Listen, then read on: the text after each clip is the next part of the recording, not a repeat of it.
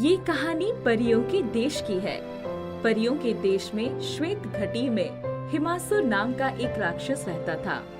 एक दिन वो परियों के देश की सबसे सुंदर परी को उठाकर श्वेत घाटी में ले आया। इस परी का नाम था सौंदर्य परी। हिमासुर इससे शादी करना चाहता था। सौंदर्य परी, परियों के देश की सबसे सुंदर परी, अब मैं तुझे अपनी रानी बनाऊंगा। रानी, मुझे छोड़ दो हिमासुर, मुझे मेरे बूढ़े बाबा के पास जाने दो। अब तू कहीं नहीं जा पाएगी। अब तू श्वेत घाटी में हिमासुर की रानी बनकर उसके पास रहेगी। रात होने पर श्वेत घाटी में भेड़ियों के रोने की आवाजें सुनाई देने लगती है और ये आवाज सुनकर सौंदर्य परी बहुत घबरा जाती है। तभी उसे खिड़की के पास एक नीला भेड़िया दिखाई देता है। अरे नीला भेड़िया, ये जरूर राक्षस का कोई पहरेदार होगा। मैं छिप जाती हूँ। ये कहते हुए सौंदर्य परी अपने बिस्तर में दुबक जाती है, मगर तभी कोई दरवाजा खटखटाने लगता है। इस वक्त कौन होगा? मुझे तो बहुत डर लग रहा है। कौन है? कौन है? मैं नीला भेड़िया हूँ। हाय राम, अब क्या होगा? ये भेड़िया तो दरवाजे तक आ चुका है। दरवाजा खोलो सौंदर्य परी, मैं तुम्हें हिमासुर की कैद से आजाद कराने आया हूँ और बड़ी मुश्किल से यहाँ तक पहुँचा हूँ। ये सुनकर सौंदर्य परी हिम्मत करके दरवाजा खोल देती है और फिर बाहर परियों के यानी तुम्हारे देश के राजकुमार नीलांबर खड़े हैं। वो तुम्हें लेने के लिए आए हैं। पर मैं उन तक कैसे पहुँच सकती हूँ? जैसे मैं यहाँ तक आ गया, ठीक वैसे ही तुम्हें भी उन तक पहुँचा दूंगा। बस एक बार तुम मुझे स्पर्श कर लो।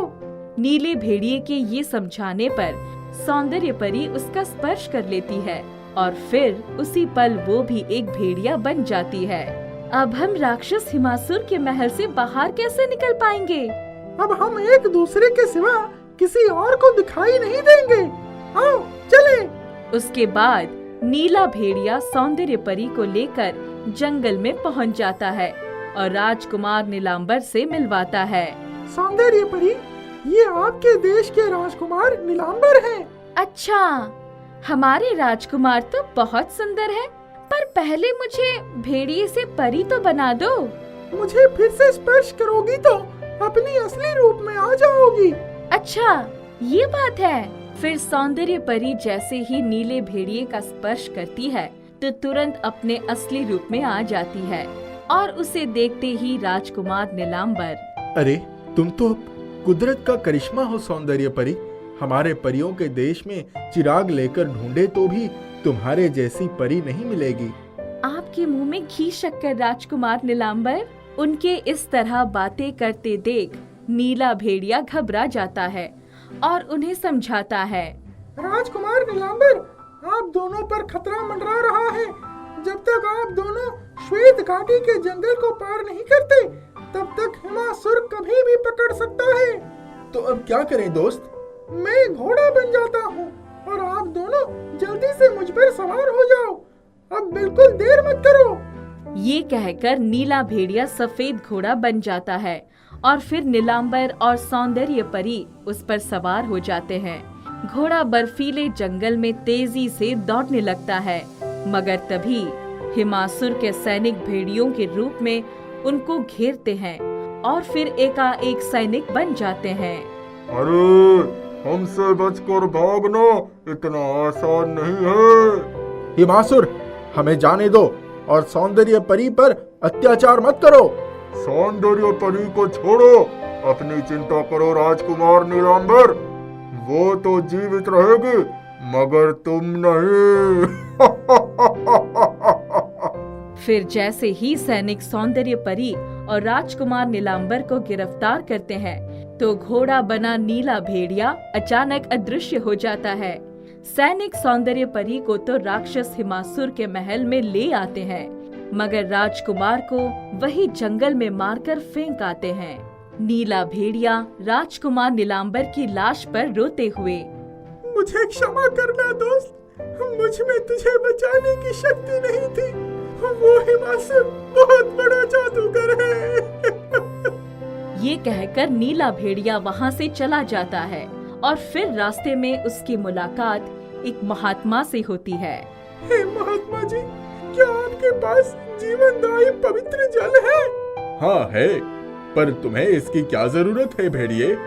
महात्मा जी के ये पूछने पर नीला भेड़िया उन्हें सौंदर्य परी पर हिमासुर के अत्याचारों और राजकुमार नीलांबर की मृत्यु की पूरी कहानी सुनाता है। उनकी व्यथा कथा सुनकर महात्मा जी को बड़ा दुख होता है। इन दोनों की मदद मैं अवश्य करूंगा। तुम मुझे राजकुमार नीलांबर के मृत शरीर के पास ले चलो। सबसे पहले उन्हें जीवित करना होगा। नीला भेड़िया महात्मा जी को नीलांबर के मृत शरीर के पास लेकर जाता है और वे उसके मृत शरीर पर जैसे ही जीवनदायी पवित्र जल का छिड़काव करते हैं, वो जीवित हो उठता है। राजकुमार नीलांबर के जीवित हो जाने पर महात्मा जी उन्हें राक्षस हिमासुर को मारने की तरकीब बताते हैं। देखो राजकुमार, उस दुष्ट राक्षस हिमासुर को मारने की एक ही तरकीब है, और वो है उसके कक्ष में सोने के जलपात्र में तैरती सुनहरी मछली। तुम उस मछली को जल से बाहर फेंक दोगे तो क्या होगा महात्मा जी? उस मछली को जल से बाहर फेंकते ही वो तड़प कर मर जाएगी, और उसके साथ ही वो दुष्ट राक्षस तुरंत मर जाएगा और उसकी समस्त जादुई शक्तियां समाप्त हो जाएंगी। और फिर क्या होगा महात्मा जी? फिर उसके सभी सैनिक भेड़िए बन जाएंगे और जंगल में भाग जाएंगे, क्योंकि उसने अपनी जादुई शक्तियों से भेड़ियों को ही सैनिक बना रखा है। महात्मा जी की ये बात सुनकर नीलांबर पूछता है, पर महात्मा जी, हम उसके कक्ष में घुसकर उस सुनहरी मछली को जल से बाहर कैसे फेंकेंगे? ये तो बहुत आसान है। मैं तुम दोनों को बाज बना देता हूँ। तुम बाज बनकर ये काम आसानी से कर सकते हो। राक्षस के मरते ही तुम अपने असली रूप में स्वस्थ ही आ जाओगे। उसके उपरांत महात्मा जी उन्हें बाज बना देते हैं और वे दोनों राक्षस हिमासुर के कक्ष में घुसकर उस सुनहरी मछली को जल से बाहर फेंक देते हैं। फिर जैसे ही मछली तड़पकर मरने लगती है, हिमासुर भी तड़पकर मर जाता है। उसके मरते ही उसके सारे सैनिक भेड़िए बनकर जंगल में पलायन कर जाते हैं।